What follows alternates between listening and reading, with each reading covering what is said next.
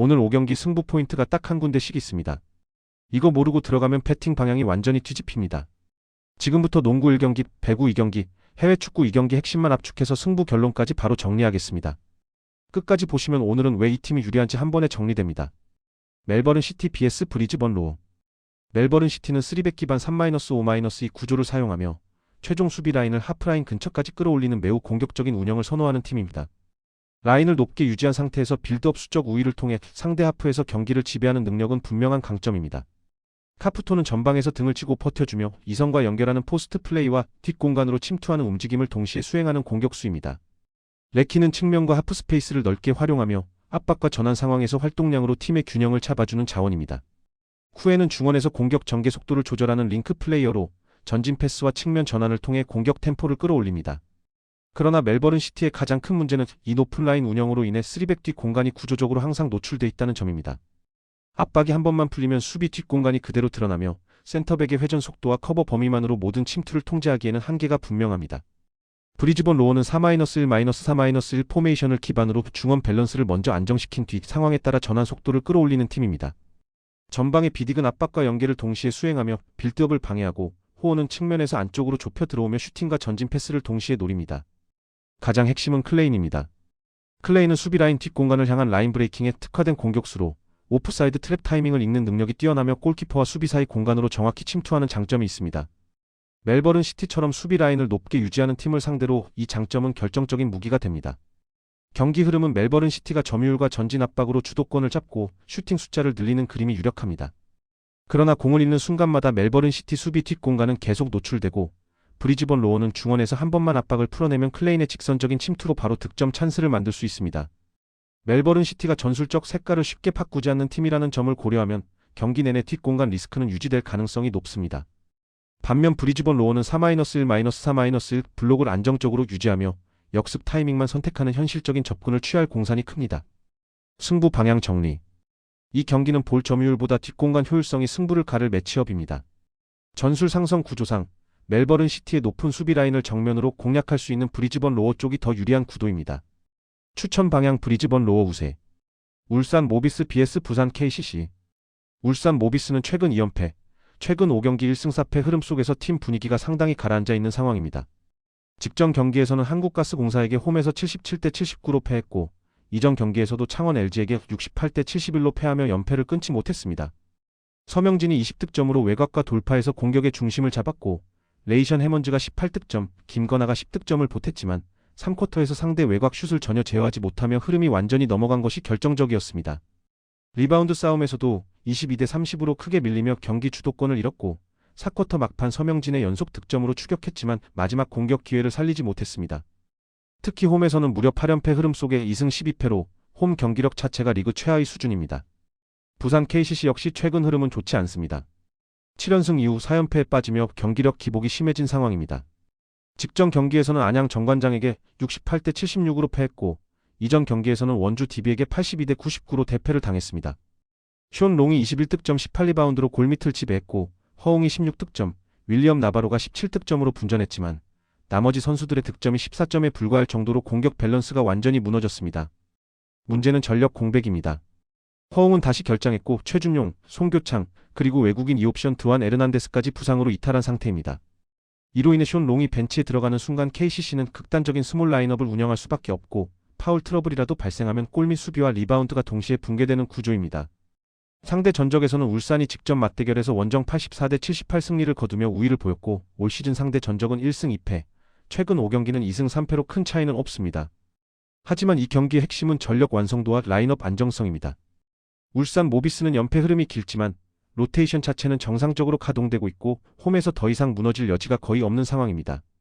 반면 부산 KCC는 현재 가용 자원이 극단적으로 제한된 상태라 경기 중반 이후 체력과 수비 밸런스 붕괴 가능성이 매우 큽니다. 승부 방향 정리. 이 경기는 전술이나 분위기보다 로스터 상황이 승부를 가르는 매치업입니다. 부산 KCC의 전력 공백은 경기 내내 회복 불가능한 약점으로 작용할 가능성이 높습니다. 추천 방향 울산 모비스 승리. 한국전력 vs OK저축은행. 한국전력은 최근 4경기에서 3승 1패를 기록하며 흐름이 상당히 안정된 상태입니다.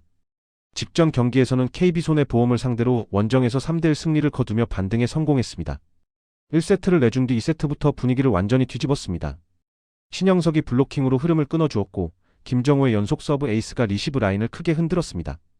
여기에 베논이 27득점을 기록하며 고비마다 득점을 책임졌고 목적타 서브의 정확도가 올라가면서 상대 전개를 계속 무너뜨렸습니다. 특히 부상에서 복귀한 김정호가 리시브와 수비 중심을 잡아주면서 공격과 블로킹까지 고르게 기여했다는 점은 한국전력 입장에서 매우 고무적인 요소입니다. 정규 시즌 홈에서는 3연승, 6승 4패로 홈코트 흐름도 안정적입니다. 반면 OK저축은행은 최근 4경기에서 1승 3패로 흐름이 무겁습니다. 직전 경기에서는 우리카드를 상대로 풀세트 접전 끝에 2대3으로 패배했습니다. 디미트로프, 정광인, 오데이가 고르게 득점했지만 3세트 이후 범실이 급증하면서 흐름을 내주었고 4세트 듀스 접전에서도 집중력 싸움에서 밀렸습니다. 5세트에서는 초반 리드를 허용한 뒤 반전의 계기를 만들지 못했습니다. 전술적인 문제보다는 상황 판단과 범실 관리에서 아쉬움이 컸고 정규 시즌 원정 성적 역시 5연패 흐름 속 2승 7패로 원정 경기 집중력 저하가 뚜렷합니다. 상대 전적에서는 올 시즌 한국전력이 2승 1패로 근소하게 앞서 있으며 최근 5경기에서도 3승 2패로 우위를 유지하고 있습니다. 승부 방향 정리. 현재 흐름, 홈 경기력, 서브 블로킹 밸런스, 그리고 OK저축은행의 원정 집중력 저하를 종합하면 경기 주도권은 자연스럽게 한국전력 쪽으로 기울 수밖에 없는 구조입니다. 추천 방향 한국전력 승리. GS칼텍스 vs 페퍼저축은행. GS칼텍스는 최근 3경기에서 2승 1패를 기록하며 다시 흐름을 끌어올리고 있습니다. 직전 경기에서는 현대건설을 상대로 원정에서 3대1 승리를 거두며 분위기 반전에 성공했습니다. 1세트와 2세트를 나눠 가진 뒤 맞이한 3세트부터 경기 흐름이 완전히 바뀌었습니다. 지젤 실바가 37득점으로 공격을 폭발시켰고 유서연이 17득점을 보태며 좌우 날개에서 안정적인 득점 루트를 형성했습니다. 여기에 레이나 토코쿠도 두 자릿수 득점을 기록했고 김효임의 서브가 상대 리시브 라인을 흔들며 공격 전개를 더욱 쉽게 만들었습니다. 특히 주전 안혜진 세터가 결장한 상황에서도 김지원 세터가 경기 운영을 안정적으로 이끌며 세터 공백을 최소화했다는 점은 GS칼텍스 입장에서 매우 긍정적인 요소입니다. 정규 시즌 홈 성적 역시 5승 4패로 무난한 흐름을 유지하고 있습니다. 반면 페퍼저축은행은 직전 경기에서 IBK기업은행에 1대3으로 패배하며 연승 도전에 실패했습니다. GS칼텍스를 상대로 9연패를 끊어낸 직후였지만 상승 흐름을 이어가지는 못했습니다. 해당 경기에서 가장 뚜렷했던 문제는 높이와 블로킹 열세였습니다. 팀 블로킹에서 5대15로 크게 밀렸고 전체적인 높이 싸움에서 주도권을 거의 가져오지 못했습니다. 조이가 25득점, 공격 성공률 41.51%로 분전했지만 나머지 자원들의 공격 기여도가 낮았고 결정적인 구간마다 연속 실점을 허용하며 흐름을 스스로 무너뜨렸습니다. 정규 시즌 원정 성적도 7연패 흐름 속 1승 8패로 원정 경기 집중력과 안정감이 크게 떨어지는 상태입니다.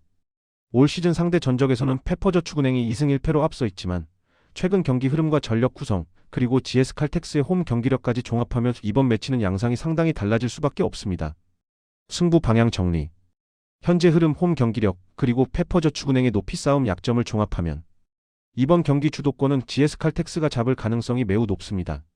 추천 방향 GS칼텍스 승리. 베트남 vs 요르단. 베트남은 3-4-3을 기반으로 박스안과 하프스페이스를 폭넓게 활용하는 공격 전개를 지향하는 팀입니다. 응우엔 딘박은 측면과 중앙을 오가며 드리블 돌파로 수비 라인을 흔들고 박스 근처에서 과감한 슈팅 선택으로 공격의 리듬을 만들어냅니다. 응우엔 꾸옥비엣은 최전방에서 뒷공간 침투와 연계 플레이를 동시에 수행하며 수비 라인 사이에서 패스를 받을 각을 만들어주는 역할을 맡고 있습니다. 응우엔 레팟은 이성과 윙백 사이에서 연결 고리 역할을 수행하며 측면 크로스를 세컨 찬스로 이어가는 움직임이 안정적인 자원입니다. 하지만 베트남의 가장 큰 약점은 수비 구조입니다. 백스리 중앙을 담당하는 센터백 조합의 평균 신장이 크지 않아 하이볼 상황에서 제공권 싸움에 반복적으로 밀리는 장면이 노출되고 있습니다. 수비 블록을 내려도 박스 안에서의 타점 싸움과 세컨볼 정리가 불안정해 한번 흐름을 내주면 연속적인 슈팅 찬스를 허용하는 구조적 리스크를 안고 있습니다. 특히 세트피스 수비에서는 상대 스크린 동작과 하이볼 공세에 흔들리는 경우가 잦아 높은 타점을 활용하는 팀을 상대로는 상당한 부담을 안고 경기를 시작하게 됩니다.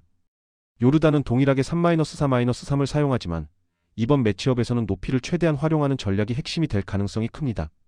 아민 알샤나인에는 박스 안에서 제공권과 마무리 집중력이 뛰어난 자원으로 크로스 상황에서 가장 위협적인 타깃입니다. 윙포워드들은 터치라인을 넓게 활용하다가 타이밍을 맞춰 안쪽으로 접어들며 크로스 각을 만들어주고 양쪽 윙백은 사이드 깊숙한 지역까지 침투한 뒤 아민 알샤나인의 머리를 겨냥한 크로스를 반복적으로 투입하는 패턴을 유지합니다. 마흐무드 알사이아티는 이선에서 볼 운반과 좌우 전환을 맡아 공격 전개를 정리해주며 모하마드 알리무미는 박스 근처에서 세컨볼에 반응하며 흘러나온 공을 마무리하는 역할을 수행합니다. 이 구조는 베트남 수비가 가장 취약한 박스안 제공권과 세컨볼 대응을 정면으로 공략하는 패턴입니다. 승부 방향 정리. 이번 경기는 점유율 싸움이 아니라 박스 안에서의 타점과 제공권 격차가 경기 흐름을 결정짓는 매치업입니다. 베트남은 빠른 연계와 침투로 맞불을 놓겠지만 베트남 수비가 요르단의 하이볼 공세와 세컨볼 압박을 90분 내내 감당하기에는 구조적으로 부담이 큽니다. 시간이 갈수록 크로스 빈도와 박스안 체류 시간이 요르단 쪽으로 누적될 가능성이 높으며 세트피스까지 포함하면 요르단이 스코어를 열고 흐름을 가져갈 가능성이 매우 큽니다. 추천 방향 요르단 승리. 내일도 토토 분석 정리 영상 공유 예정입니다. 오늘 픽 결과는 댓글로 공유해주세요. 데이터가 쌓이면 픽도 더 강해집니다. 좋아요 구독 알림 설정해두면 다음 영상 놓치지 않습니다.